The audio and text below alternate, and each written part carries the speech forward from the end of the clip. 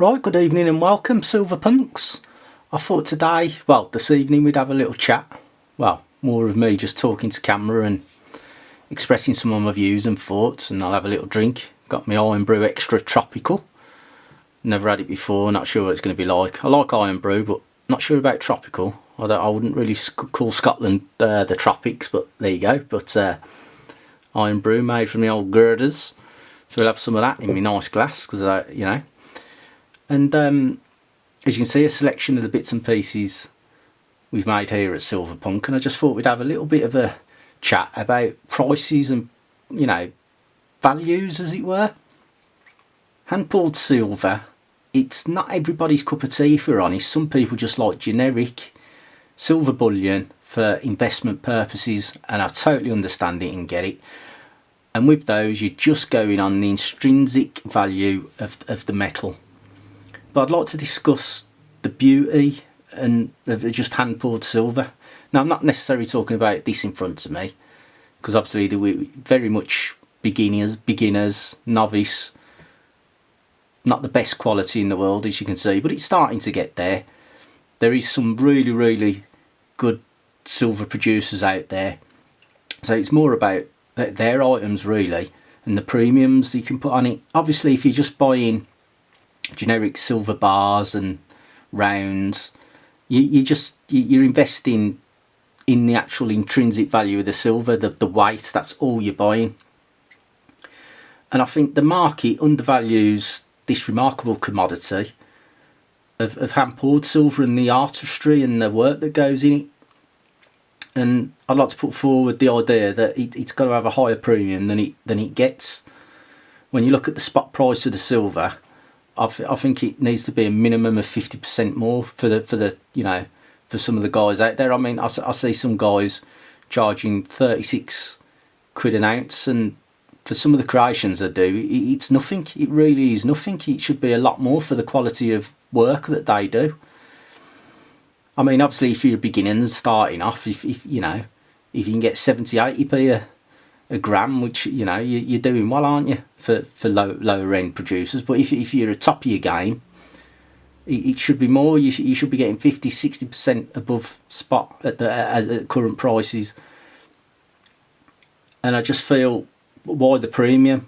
Well, in my eyes, it should be more of a premium, because the answer lies in it's the complexity and how labour intensive the process is. I mean, each item's made by hand.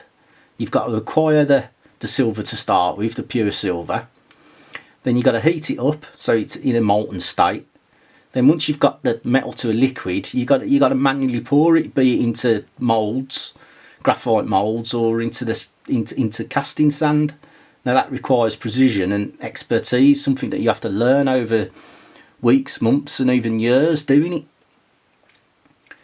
I mean, each piece that people create, it's just a testament to the labour and skill that they've invested in it, so that it just justifies a lot higher premium that I think it's getting. Obviously, I'm going to be biased because I've started, you know, we've started doing hand-poured silver, and obviously if the prices are high and we can sell anything, it'd be brilliant. But it's not that. I just think it's undervalued for the skill what goes into it.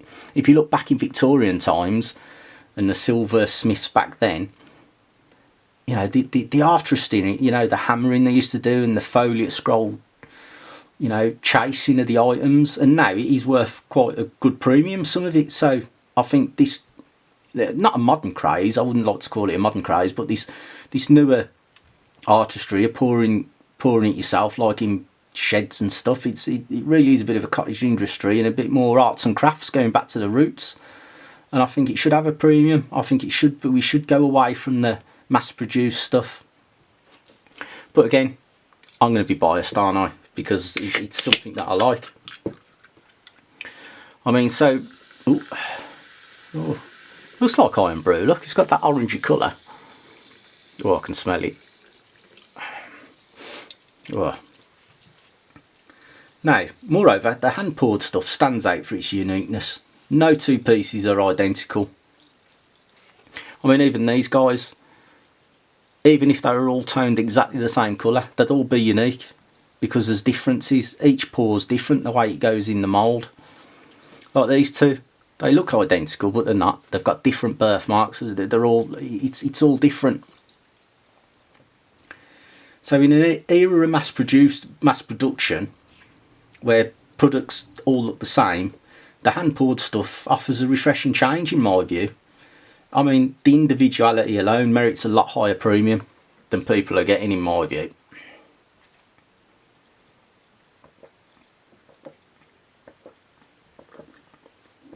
I mean, also, each piece is not just a lump of silver.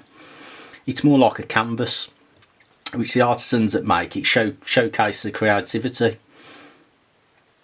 It's just wonderful what some of the guys and girls out there are making. I'm just trying to think. There's that many off the top of my head. I'll try and name a few. I mean, there's a lot of people like Bullion in America. He produces some cool stuff. I mean, over here you got Scent Bees, Liquid Metals, Backyard Bullion. There's just so many. I'm sorry if I miss any of you out. But some of the stuff that's being made is absolutely unbelievable when you think of the skill what you're doing. You're dealing with molten metal at 1080, and it's very dangerous. It is a dangerous pastime and a hobby. So obviously that's got to add to the premium. I mean, also what I like, hand poured silver, it's weighty, it's got a substantial feel in the hand. It's, the irregular shapes and the rugged look of it. It just adds to the uniqueness and the allure.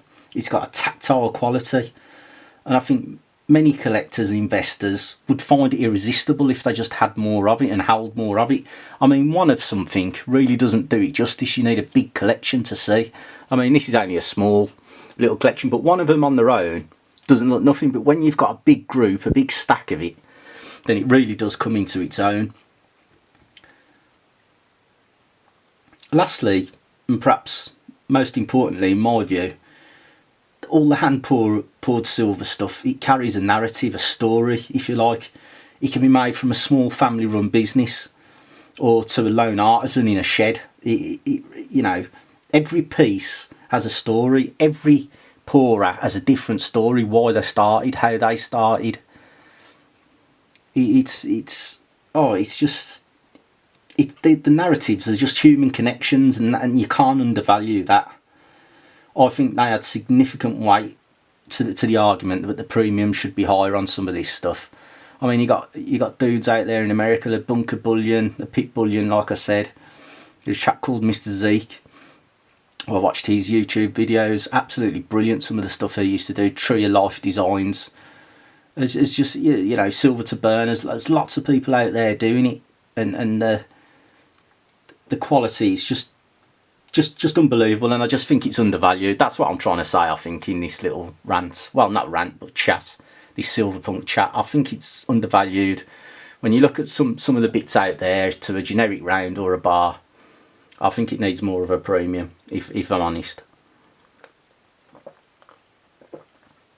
So, to sum up, I think the hand poured silver's worth extends far beyond the intrinsic value of the metal. Just shows you the dedication and the craftsmanship of some of the artisans out there who are making it.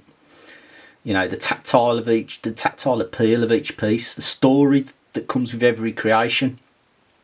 I mean, don't get me wrong, the spot price of the silver can be used as a useful benchmark, but it doesn't really encapsulate the additional values.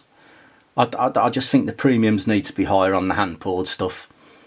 It's not just about increasing the price, it's the recognition of the value that lies in the skill, the uniqueness and the story behind each piece. I just think it's a testament to the true worth of hand poured silver, that it's just unique. And and I suppose it's a bit like art and paintings and things like that. You can get, it just depends on the artist. I think you've got some artists that are top of the game, like, I don't know, like a Leonardo da Vinci.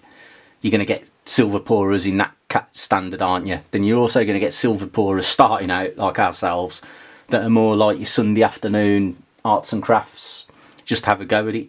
So obviously the prices, the premiums are going to be different, but I think for the top guys out there, and people who we aspire to, I think the premiums need to be higher. compared to the normal spot price, but that's just my views. So no doubt some of you will totally disagree, which is fine. This is what we're here for. It opens debate, open lines of conversation, which is good. So that's my 50 pence worth. So hope you all have a nice evening. Chin chin. Cheers, punks.